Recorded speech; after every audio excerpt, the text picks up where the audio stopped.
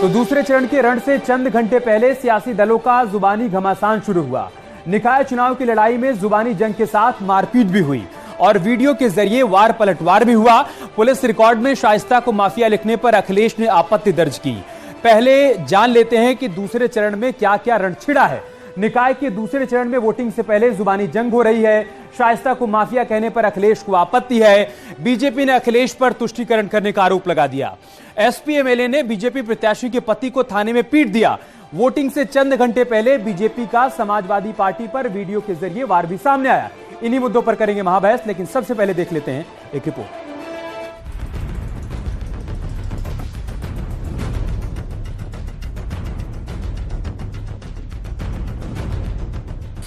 दूसरे फेज की लड़ाई, शाइस्ता समर्थन से चढ़ाई। पुलिस को चला रही है बीजेपी।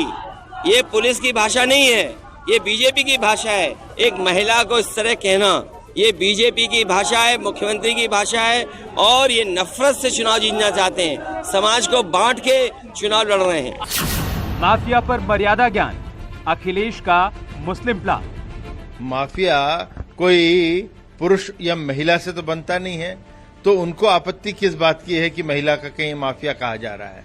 और माफिया उन्हीं के है कि क्योंकि पुलिस के पास जो तथ्य आ रहे हैं, बटोरे जा रहे हैं, उसमें उनका हाथ आ रहा है।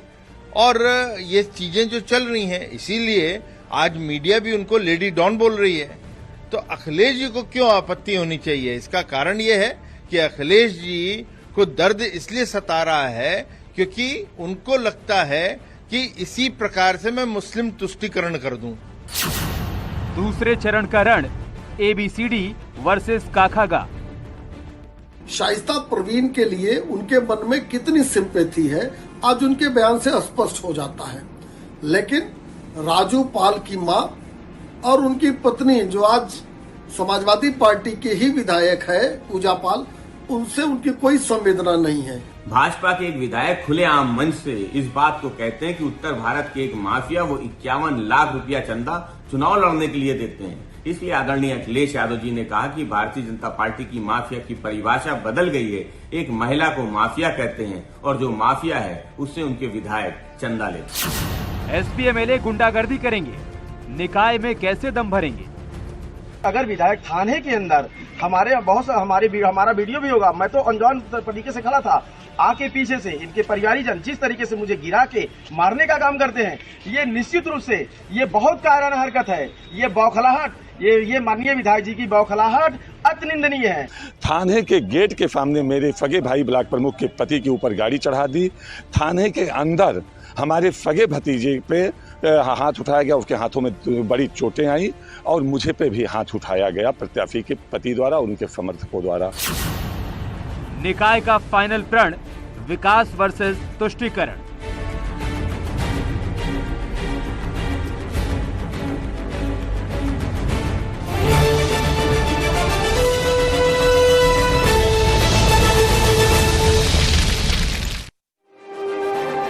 और चर्चा की शुरुआत करें उससे पहले आपको बता देते हैं कि किन सवालों के इर्द गिर्द आज हम चर्चा करने वाले हैं। महाबहस के हमारे सवाल क्या हैं वो भी आप जान लीजिए। राउंड 1, शाइस्ता को समर्थन, एसपी की तुष्टीकरण नीति, इस पर हम चर्चा करेंगे राउंड 1 में। हमारा दूसरा राउंड होगा और उसमें हमारा सवाल होगा कि दूसरे चरण का घमासान, वीडियो से समाधान, जो वीडियो आज जारी किया गया है उस पर भी चर्चा करेंगे। तीसरा राउंड हमारा क्या होगा वो भी आप जानिए। अहम सवाल, क्या एसपी एमएलए गुंडई के दम पर जीत लेंगे चुनाव? आज जैसी तस्वीर अमेठी से सामने आई है उसके बाद यह सवाल खड़ा हो रहा है कि क्या गुंडई के दम पर समाजवादी पार्टी के विधायक चुनाव जीत लेंगे क्या? सबसे पहले मेहमानों से आपका परिचय करवा देते हैं। साक्षी सिंह दिवाकर भारतीय जनता पार्टी के प्रवक्ता, अनुराग भदौरिया प्रवक्ता हैं समाजवादी पार्टी के, विजय मिश्रा नेता हैं बीएसपी के, सौरभ मालवीय राजनीतिक विश्लेषक हैं, मेहरुद्दीन रंगरेज मुस्लिम स्कॉलर हैं, सभी हमारे साथ जुड़ चुके हैं। शुरुआत में अनुराग भदौरिया से करता है, लेकिन फिलहाल शायद वो अभी जुड़े नहीं है हमारे साथ। साक्षी सिंह दिवाकर, में शुरुआत आपसे कर लूंगा। क्या दिक्कत, क्या परेशानी है यहां पर समाजवादी पार्टी को जब आपकी तरफ से, पुलिस की तरफ से, शासन की तरफ से, प्रशासन की तरफ से शाइस्ता को माफिया घोषित किया जाता है? देखिए, समस्या भारतीय जनता पार्टी के सामने नहीं है, जो समस्या है वो सपा के मन में है। जब कोई भी प्रदेश जब सुधर रहा होता है, उत्तर प्रदेश जो दंगों का प्रदेश पहले माना जाता था, आपको उत्तम प्रदेश बन रहा है, तो यहाँ पे जो भी गतिविधि हो रही है उसमें उन्हें समस्या आ जाती है। उमेश पाल हत्याकांड होता है तो उन्हें समस्या नहीं आती है, लेकिन अतीक हत्याकांड होता है तो वहां उन्हें समस्या आ जाती है।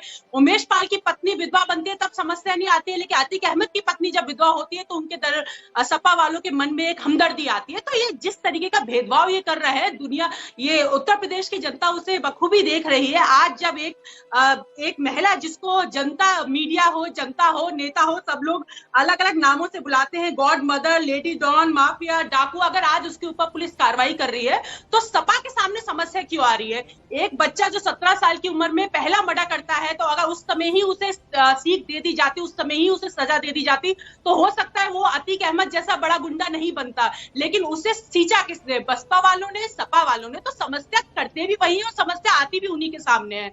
तो भारतीय जनता पार्टी तो इस समस्या का समाधान कर रही है और जनता हमें साथ दे रही है, हमारा समर्थन कर रही है। ठीक है, भदौरिया जी हमारे साथ जुड़ चुके हैं, उन्हीं से रिएक्शन भी ले लेते हैं आपकी बातों पर। और भदौरिया जी आपसे सवाल भी, उमेश पाल हत्याकांड की साजिशकर्ता माफिया शाइस्ता से सहानुभूति क्यों? देखिए, सवाल तो विपक्ष से ही होगा, जाहिर सी बात है। सवाल तो सत्ता पक्ष से होना चाहिए, लेकिन सवाल विपक्ष सवाल किया भदौरिया जी, आप थोड़ा विलंब से जुड़े।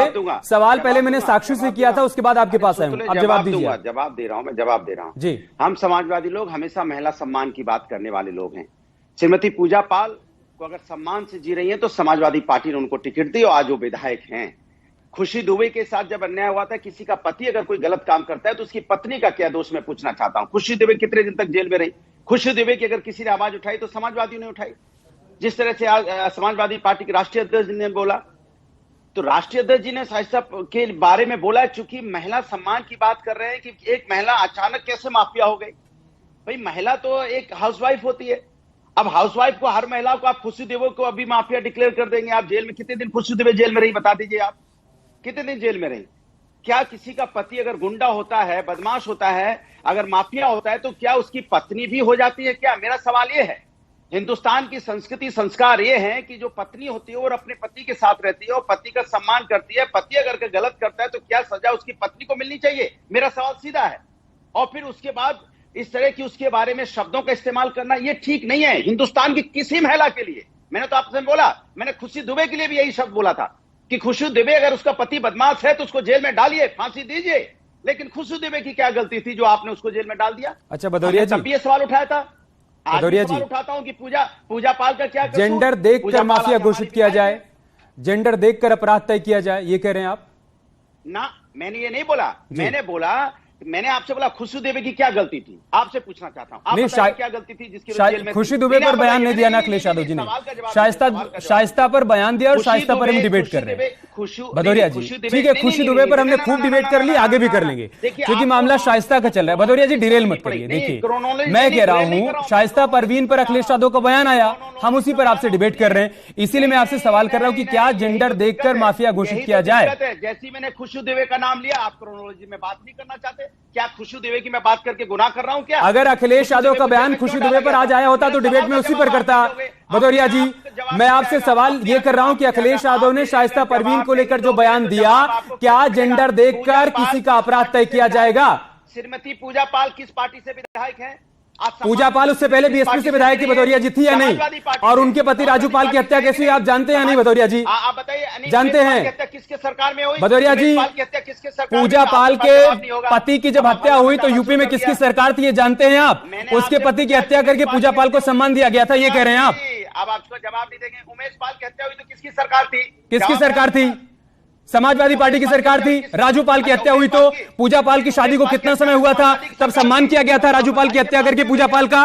उसके बाद वो बीएसपी से विधायक बनी, बाद में आपने उनको अपनी पार्टी में ले लिया क्योंकि आपको एक विधायक चाहिए था। मैं आपसे एक सीधा सवाल कर रहा हूं, आप उसका जवाब नहीं दे रहे। क्या जेंडर देखकर किसी का अपराध तय किया जाएगा क्या? बधाई आपको, बहुत बधाई, शाबाश शाबाश, क्या काम कर रहे हो आप, शाबाश। देखिए, आप जवाब नहीं दे पाए भदौरिया जी, इसीलिए आप तालीबाजी कर रहे हैं। तालीबाजी से काम नहीं चलेगा ना भदौरिया जी, आपको बताना होगा कि क्या जेंडर देखकर किसी का अपराध तय किया जाएगा क्या? आप इतने ईमानदार पत्रकारों में बधाई से सम्मान कर रहा हूं कि आप विपक्ष को बहुत बहुत धन्यवाद आपके सर्टिफिकेट के लिए। अभी भी मेरा सवाल अधूरा रह गया, उसका जवाब आया नहीं है। क्या जेंडर देखकर अपराध तय होगा? आप सत्ता में आएंगे तो यही करेंगे क्या? बता दीजिए यूपी की जनता को। प्रवक्ता बोल रहे थे तब आप नहीं बोल रहे थे, मैं जैसे बोलना शुरू करता हूँ आप बोलना शुरू करते थे, क्या बात है? आपने धारा प्रवाह बोल लिया। ये विक्टिम कार्ड खेलना बंद कर दीजिए भदौरिया जी, ये सब नाटक नौटंकी लगती है। आपसे एक सीधा सवाल किया गया, आपने उसका जवाब नहीं दिया। क्या पुलिस जेंडर देखकर ये तय करेगी कि कोई अपराधी माफिया है या नहीं? नहीं जवाब दे पा रहे हैं आप। विजय मिश्रा, क्या जेंडर देखकर तय किया जाना चाहिए क्या कि कोई अपराधी है या नहीं, माफिया है या नहीं?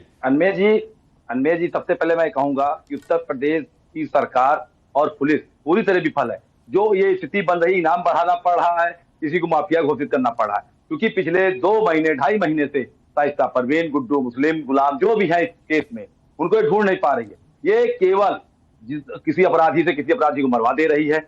इनके पास कोई ऐसा इंटेलिजेंट नहीं है। ये केवल आक्रोश में काम कर रहे हैं, ये बदले की भावना से काम कर रहे हैं, कानून के सहारे कोई काम नहीं कर रहे हैं। शाइस्ता परवीन की लोकेशन रोज मिल रही है, गुड्डू मुस्लिम कभी तमिलनाडु में दिखता है, कभी कौशाम्बी में दिखता है। अरे वो क्या हो गया है, वो मतलब क्या बोलते हैं, बाज हो गया है, चील हो गया है कि वो हर 2 घंटे में लोकेशन बदल रहा है।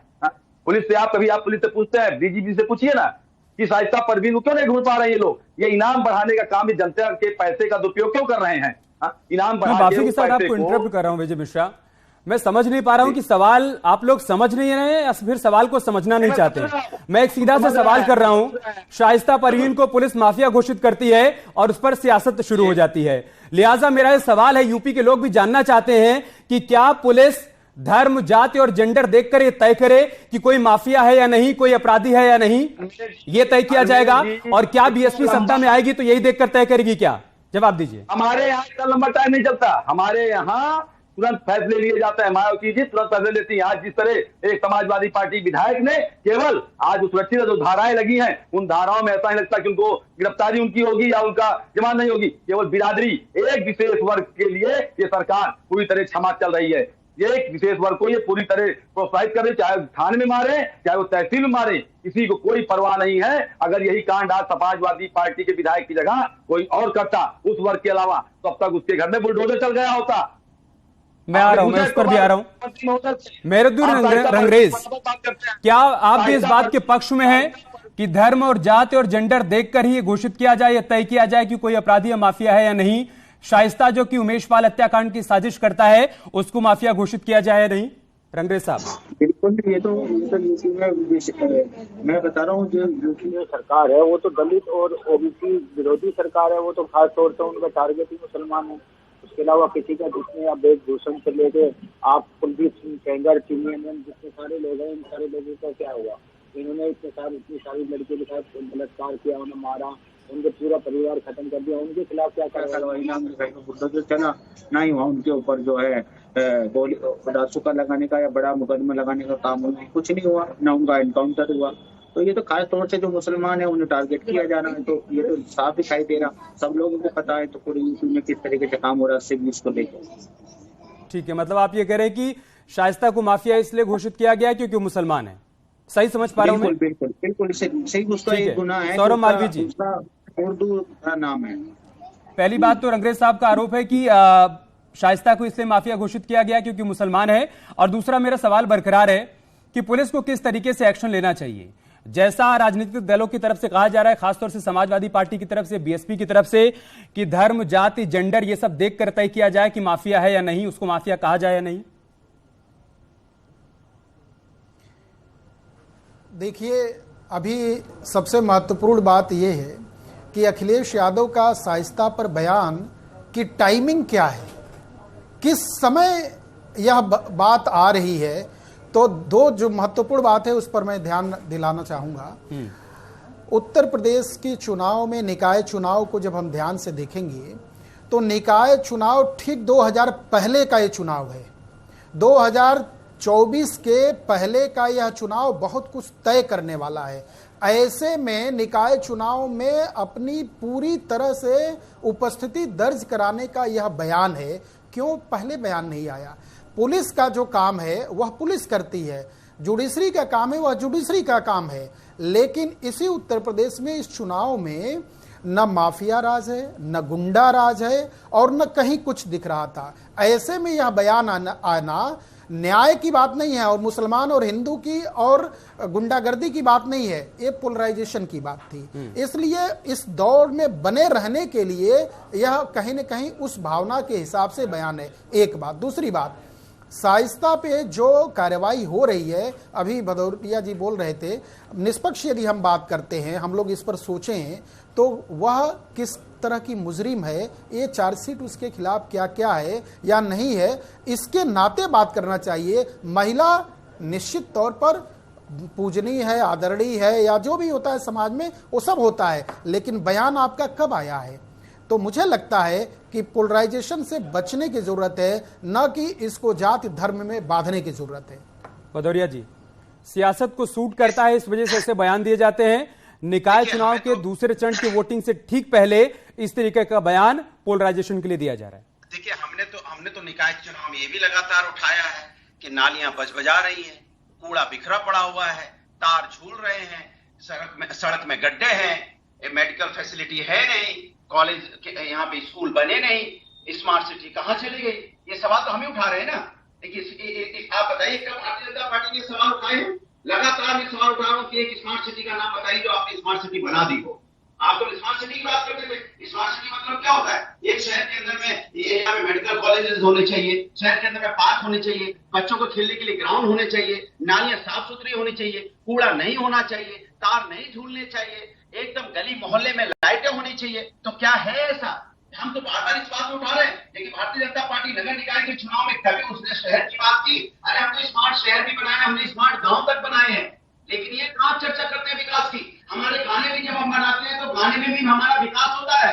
हम कहते हैं अखिलेश यादव आएंगे तो यहाँ पे विकास का सूरज लाएंगे, यहाँ आएंगे लैपटॉप लाएंगे, ये आएंगे यहाँ पे ग्राउंड बनाएंगे खेलने के, आएंगे यहाँ मेट्रो लेके आएंगे। ये गाना बनाते हैं तो क्या बनाते हैं? इनके गाने में शब्द क्या होते हैं? दंगे, गुंडे, ये इनके गानों के शब्द हैं। सोचिए, ये शब्द है, शब्दों में भी मर्यादा नहीं रखते। मतलब गाना भी बनाते हैं तब भी शब्द में यही सब डालते हो। हम गाना में भी यहाँ पे सद्भावना की बात करते हैं, विकास की बात करते हैं, समाज को आगे ले जाने की बात करते हैं। समाज बच्चे अपने पैरों में कैसे खड़े हों, कैसे उनको एजुकेशन मिले, कैसे उनको रोजगार मिले, हमारा समाज कैसे समृद्धशाली बने, कैसे हम उत्तर प्रदेश सबसे आगे बढ़े, ये हमारे गाने में शब्द होते हैं। इनके गाने के शब्द देख लीजिए क्या होते हैं इनके गाने में शब्द। तो ये सोच का फर्क था। हम पॉजिटिव राजनीति करने वाले लोग हैं, हम पॉजिटिव सोचते हैं, ये निगेटिव सोच के बात करते हैं। हम लाइन बड़ी करने की बात करते हैं, ये लाइन काटने की बात करते हैं। फर्क इतना ही।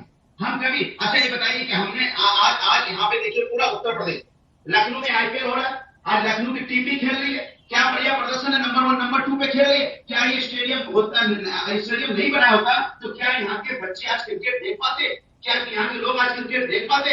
अगर मेट्रो का हमने नहीं लेके आते तो क्या मेट्रो का कॉन्सेप्ट आता हमारे उत्तर प्रदेश के अंदर में? ये कॉन्सेप्ट कौन लेके आया मेट्रो का? सबसे पहले एक्सप्रेसवे का कॉन्सेप्ट कौन लेके आया? मेट्रो का कॉन्सेप्ट कौन लेके आया? अनइंटरप्टेड मैंने आपको 2 मिनट बोलने दिया, इस भरोसे के साथ कि इस बार आप विक्टिम कार्ड नहीं खेलेंगे और ये नहीं कहेंगे कि मैंने आपको टोका टाका। मजबूत बनाने का सिस्टम कौन लेके आया? ठीक है, मजबूत बनाने का सिस्टम तो सारा सिस्टम आप लेकर आए, सारा सिस्टम आप लेकर आए, लेकिन आप ही ये भी लेकर आए कि शाइस्ता को माफिया क्यों कहा जाए। समाज का विकास साक्षी सिंह, मैं आ रहा हूं, सौरभ जी आपके पास भी आ रहा हूं, रंगेश साहब आपके पास भी आ रहा हूं।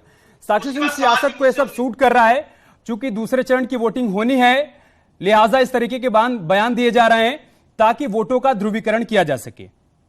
देखिए, अभी जब अनुराग जी बोल रहे थे तो बहुत कुछ बता रहे थे, एक आइडियल सोसाइटी, एक आइडियल सिटी कैसे होनी चाहिए वो उसके बारे में बता रहे थे। लेकिन अफसोस ये है कि जिस समय उनका कार्यकाल था उस समय उन्होंने अगर विकास भी किया तो एक सीमित एरिया, एक दायरे में रह के किया कि भाई हम कन्नौज, हम जो सफाई है वहां करेंगे या सिर्फ लखनऊ में करेंगे। भाई उत्तर प्रदेश बहुत बड़ा है, सबको साथ लेके चलना चाहिए था। अगर सबको साथ लेके चल रहे होते तो जो आज इन्होंने आइडियल सोसाइटी की बात करी है, सिटी की बात करी, तो ये जो सुविधाएं हैं पहले से होती। भारतीय जनता पार्टी को आके ये कार्य नहीं करने पड़ते। अभी ये बता रहे थे किस प्रकार से इन्होंने मेट्रो चलाई या इन्होंने स्टेडियम बनाया, तो उस स्टेडियम में आज जो मैच हो रहे हैं वो आज जो उत्तर प्रदेश में बदलाव आ चुका है उस वजह से हो रहे थे। पहले तो इन्वेस्टमेंट सबमिट करने के लिए भी इन्हें बाहर जाना पड़ता था, तो आज जब बाहर से इंटरनेशनल खिलाड़ी हो या हमारे इंडिया के प्लेयर्स हो, अगर वो प्रदेश में आके अपने आप को सुरक्षित महसूस कर रहा है और सुरक्षित ढंग से एक मैच हो पा रहा है, वो योगी सरकार की बदौलत हो पा रहा है। तो ये जो बदलाव हो रहे हैं हमारे समाज में, हमारे प्रदेश में, उसी के कारण जनता बार बार भारतीय जनता पार्टी को मौका दे रहे हैं। हम जब जनता के बीच में जा रहे हैं चुनाव को लेकर तो विकास के मुद्दों के साथ ही जा रहे हैं। हमने किस प्रकार गरीब जनता के लिए क्या क्या किया, हमने घर घर अपनी योजनाओं को बिना किसी भ्रष्टाचार से पहुंचाया, उसी के बल पे हम बार बार जीत रहे हैं। अभी ये बता रहे हैं, लेकिन वो ये कह रहे हैं, हाउसवाइफ होती है, वो ये कह रहे हैं, अखिलेश यादव की तरफ से तो बाकायदा एक ट्वीट किया गया जिसमें उन्होंने लिखा है कि जनता महंगाई, भुखमरी, बेरोजगारी, भ्रष्टाचार, खेती, कारोबार, कानून व्यवस्था में बदहाली लाने वाली भाजपा काखा को बदलकर क्षत्रज्ञा करने की तैयारी में बैठी है। इसीलिए अंग्रेजों का साथ देने वाले अंग्रेजी का अल्फाबेट बोल रहे हैं। वो तो ये कह रहे हैं कि सारे मुद्दों से, आ रहा हूं भदौरिया जी, सारे मुद्दों से ध्यान भटका रहे हैं, काखा को क्षत्रज्ञा कर रहे हैं। चुनाव का रिजल्ट आने वाला है, दूध का दूध पानी का पानी हो जाएगा। अभी अनुराग जी ये भी बोल रहे थे कि एक महिला सिर्फ हाउसवाइफ होती है, तो मैं बताना चाहती हूँ इस नजरिए से मत देखिए। आज माफिया भी है और शायद उसने सींचा भी आप ही लोगों के द्वारा गया है। आज साइस्ता को जो आपको कष्ट हो रहा है वो इसीलिए हो रहा है कि कहीं ना कहीं उसको और उसके परिवार को सींचा आप ही के द्वारा दिया गया है। पहले आज पुलिस उसे ढूंढ तो रही है, पहले तो आप लोग उसे सुरक्षा प्रोवाइड करते थे, उसे संरक्षण उसको या उसके पति को आप ही के द्वारा दिया गया है, तभी वो इतना बड़ा गुंडा माफिया बन चुका है। तो ये जो जनता सब जान चुकी है, आजकल जागरूक जनता है, वो देखती है कि कौन प्रदेश में दंगे करवाता है, कौन प्रदेश में इन्वेस्टमेंट समिट करवाता है, किसके कार्यकाल में मैच होते हैं, किसके कार्यकाल में सफाई महोत्सव होते हैं। भदौरिया जी काउंटर करना चाहते हैं, लेकिन उससे पहले रंगरेज साहब बहुत समय से वो होल्ड हैं। बोलिए रंगरेज साहब, अपनी बात रखिए। ये जो बहन हमारी अभी बीच में बोल रही थी, बड़ी बातें कर रही थी सरकार के बारे में। एक बार भी इन्होंने चिमी अनंत के ऊपर नहीं बात करी, राम रहीम के लिए बात नहीं करी, जिन्होंने इतनी सारी महिलाओं के साथ शोषण और किया और उन लोगों को मार दिया, उस पर तो इनकी आत्मा।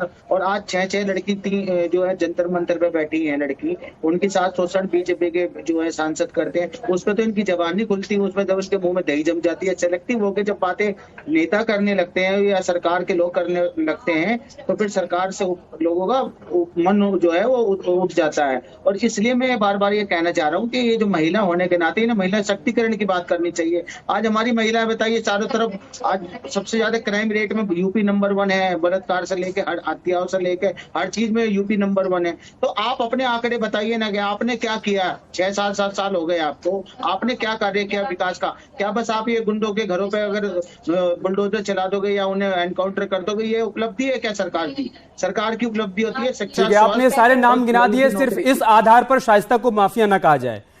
विजय मिश्रा जी, पूजा पाल के साथ, जया पाल के साथ सहानुभूति किसी को नहीं है, शाइस्ता के साथ सहानुभूति है, क्योंकि वहां सहानुभूति दिखाकर वोट मिलेगा। और सहानुभूति एक महिला वर्ग के साथ है, ठीक है। और आज माफिया बनाने में भी भाजपा का ही योगदान है, जो इतने दिन से तो ढूंढ नहीं पाई, क्योंकि शाइस्ता का लोकेशन रोज इनको मिल रही है, ये पकड़ नहीं पा रहे हैं। ये जानते कब पकड़ेंगे?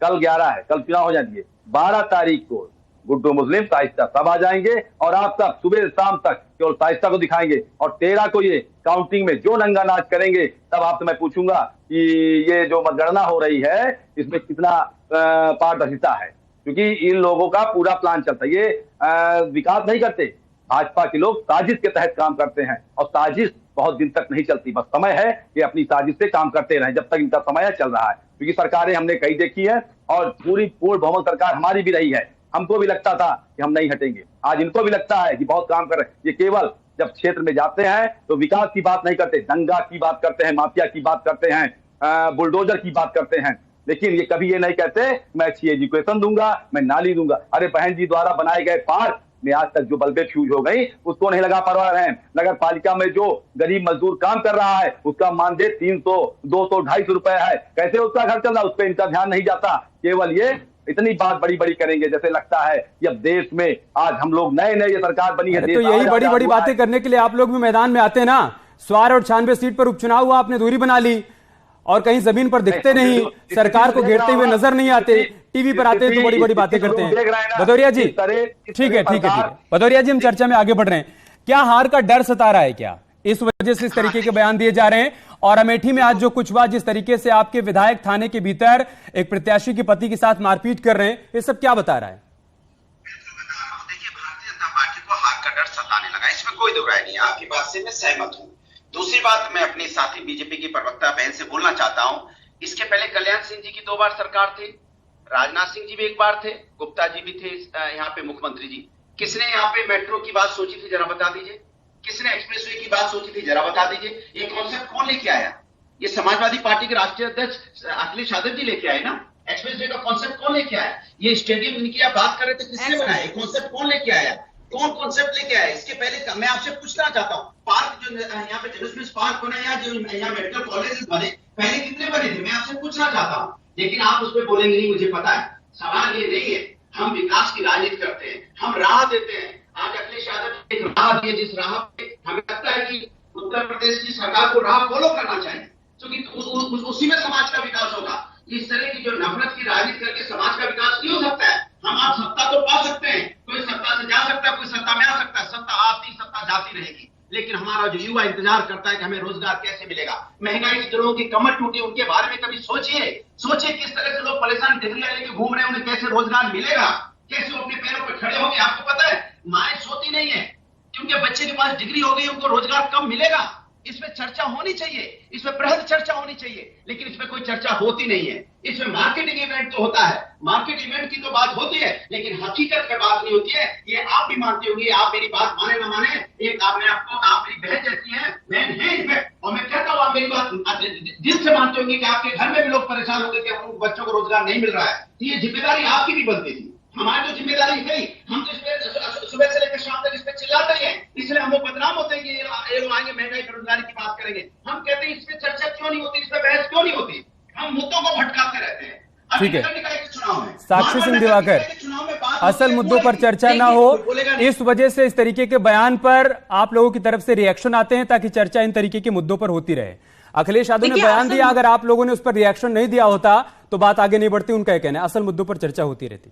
देखिए असल मुद्दों पे ना सिर्फ हम चर्चा करते हैं बल्कि वो जो समस्याएं हैं समाज में उसका समाधान भी करते हैं। हमारा कहना है इकाना स्टेडियम जो अगर लखनऊ में बना, क्या प्रदेश के हर जो डिस्ट्रिक्ट है उनमें एक स्टेडियम नहीं होना चाहिए था? भारतीय जनता पार्टी ने हर जिले में स्टेडियम बनाने का काम किया, जो हमारी युवाओं की प्रतिभा है हर शहर से आए और फिर वो जाके हमारे राष्ट्र में नाम रोशन करे। अगर बात की जाती है आलिशान घर बनाने की जो अखिलेश जी ने स्वयं के लिए बनाया, क्या उनका ये फर्ज नहीं बनता था गरीब के सिर पे भी एक छत हो, जो कि प्रधानमंत्री योजना के द्वारा हमारी भारतीय जनता पार्टी सरकार ने करने का काम किया। अगर ये बात करते हैं मेट्रो की, तो सिर्फ लखनऊ को ही जरूरत थी मेट्रो की। अभी अगर आप देखा जाए तो 8 जगह पे मेट्रो बन रही है। तो भारतीय जनता पार्टी सीमित विकास में बात नहीं करती। अगर मेडिकल स्वास्थ्य सेवाओं की बात कर रहे थे, ये जब लखनऊ में अच्छी स्वास्थ्य सेवा हो सकती है, स्वास्थ्य व्यवस्था हो सकती है, तो हमारा कोई भी मुख्यमंत्री का फर्ज बनता था कि प्रदेश के हर डिस्ट्रिक्ट में भी अच्छी सुविधा मिले। क्लोजिंग कमेंट के लिए आपके पास आऊंगा।